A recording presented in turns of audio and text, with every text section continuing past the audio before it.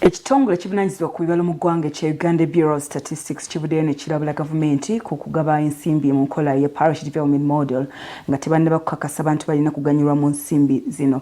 Okulabula kuno kukoleddwa akulira ekitongole kino n'ategeeza nti ensimbi ezo ziyinza okufaayo ettoge nga endala ezibadde ziyisibwa mu nteekateeka za gavumenti ez'okulwanirira bannansi basobole okuva mu bwavu. Bakulu mu kitongole kya Uganda Bureau of Statistics balabudde gavumenti obutagaba ssente za kukulakulanya bantu nga basinziira ku miruka eza Parish Model. Bagamba okuwandiisa abantu abalina okuganyulwa mu ntegeka eno tekunaggwa nga bwe babawa ssente za kubulankana.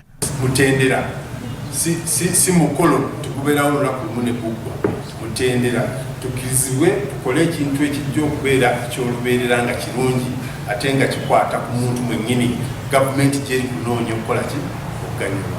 Chris Ndatira Mukiza akulira UBOS agamba abawandiikibwa mu kusooka okufuna ssente baali bakyamu nga basinga bagagga. I think we need to be organized and identify the right beneficiaries because its concept is to get those people out of in subsistence, the 39%, get them up. When they are up, then still you hold other people the same.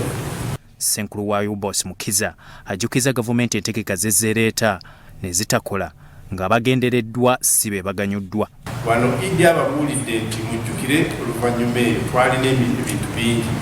Kuva ku mulembe gw'omugenzi Kisamba Mugerwa entandikwa skimu ne tujja ku bonna bagaggawale ne tujja ku saako ze zibaddewo kati emyoga NATS zikoze emirimu, operation wealth questions zikoze emirimu kati kino bwe tuba kugamba musumaali gwe musumaali ogw'amaanyi twagala okutambuza obulungi tuukirize ddala kyennyini ekyetuluubirira.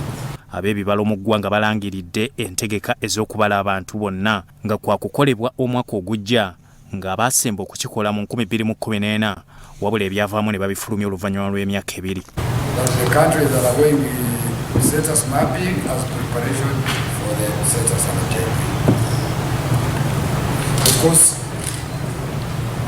You people are here, you know that the main contention between the two reports is the population.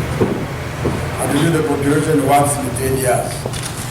Wakyaliwo okukubaganya ebirowoozo ku kya Uganda okubanga yasenvudde mu ssali y'ebyenfuna okudda mu middle income bannansi kibawakanya nga bagamba be bagamba nti basenvudde ate tebalina kyakulya n'enfuna yaabwe enjabayaba. Ffe twabala 146. Bo ate batwongeddeko kati nabo bagende beetereze kubanga IMF erikwawukana ne World Bank. Bonna batunda mu kizimbe kimu. IMF efulumizza bulungi naye World Bank efulumya birala kati namwe awo muyinza otuyambako.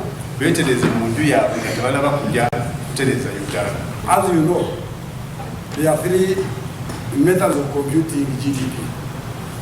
There is production approach, there is expenditure approach, and income approach. So the GNI is bringing the what? Income approach. And they are always the same. The discrepancy is the balancing item. Byachamba de Lawrence, Sorot TV, Omunyo.